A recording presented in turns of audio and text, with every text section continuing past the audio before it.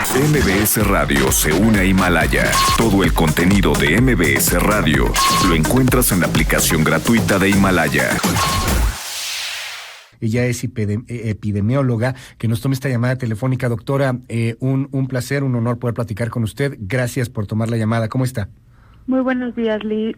Un saludo a todo tu auditorio.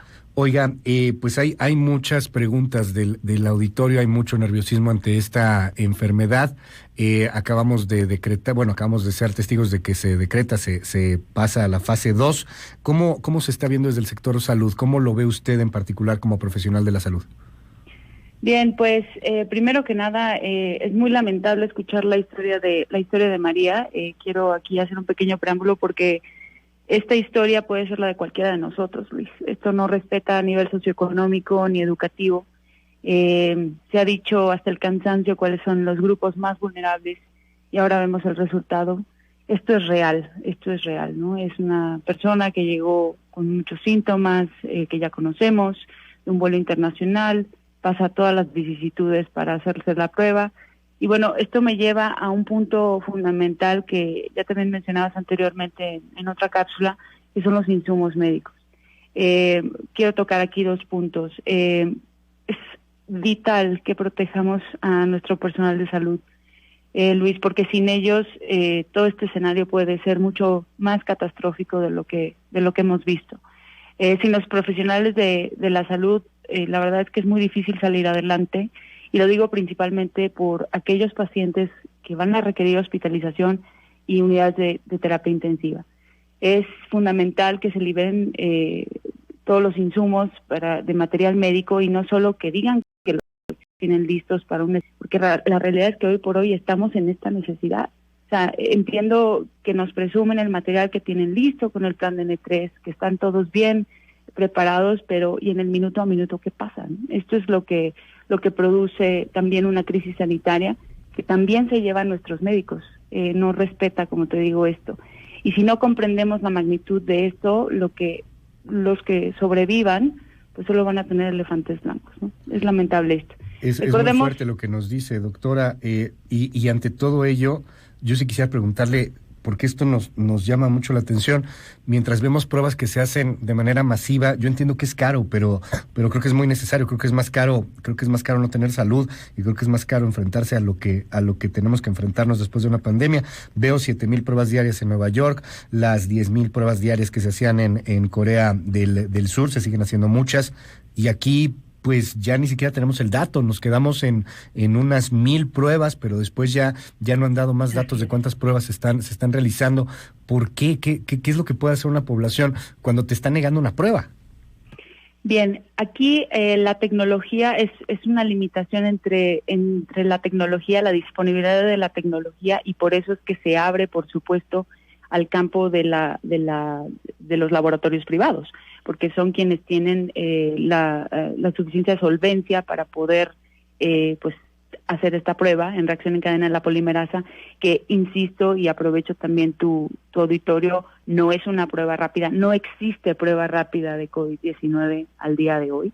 Es una prueba que los laboratorios más veloces te lo pueden entregar en las primeras 24 horas, pero no es una prueba como estábamos acostumbrados en la H1N1 en la influenza hace 11 años, donde te podían dar una prueba rápida. No la hay, entonces sí hay que esperar, pero no es una espera de 5, de 8 días, esa es la realidad, ¿no? Como el caso que vimos. Uh-huh. Ahora, ¿qué sucede? Bien mencionas las cifras.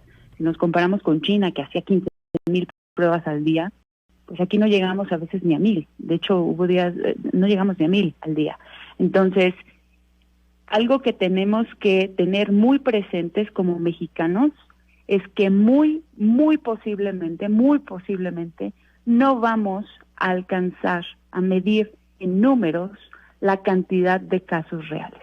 Y quiero dejar esto muy claro. ¿Por qué? Porque no hay la suficiente tecnología para poder examinar a todos y confirmar o negar el dato de manera fehaciente a todos.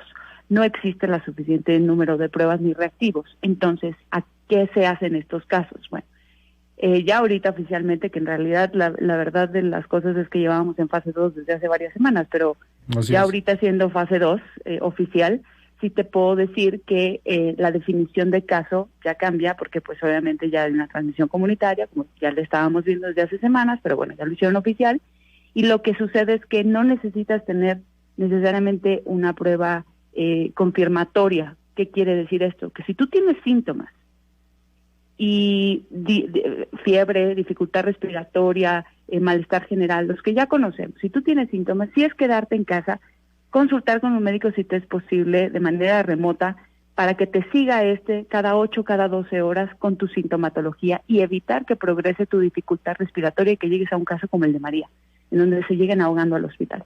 Porque sí, la indicación para llegar y para salir de casa, romper el aislamiento e ir al hospital, la indicación es una progresión de la dificultad respiratoria. Esa es la única razón y obviamente una refracción en los cuadros febriles, pero sobre todo de lo que se está muriendo esta gente, Luis, se están llegando ahogados al hospital. Entonces lo que quieres evitar es que te lleguen ahogados, quieres empezar a monitorearlo desde antes.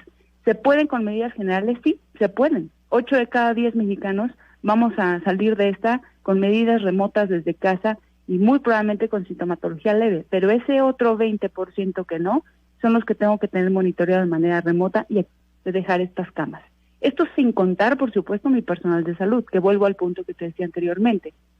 Si no tenemos médicos que nos cuiden, ¿qué vamos a hacer? Si no tenemos quien nos vea el ventilador mecánico, que es un experto dentro de los expertos de la terapia intensiva para ver esto, no cualquiera lo puede manejar. Entonces, sí es importante que tengamos muy presente que no todos vamos a lograr hacernos la prueba de COVID, aun cuando tengamos toda la sintomatología. Con mucha suerte vamos a librarla, si me permites la expresión, con medidas generales, obviamente llevados de la mano de un médico de manera remota, y la vamos a librar. Pero si tenemos dificultad respiratoria, que empieza con un síntoma que se llama disnea, a pequeños esfuerzos, hay que estarla monitoreando. No evitar más bien que progrese a un grado realmente de dificultad mayor para entonces ir al hospital.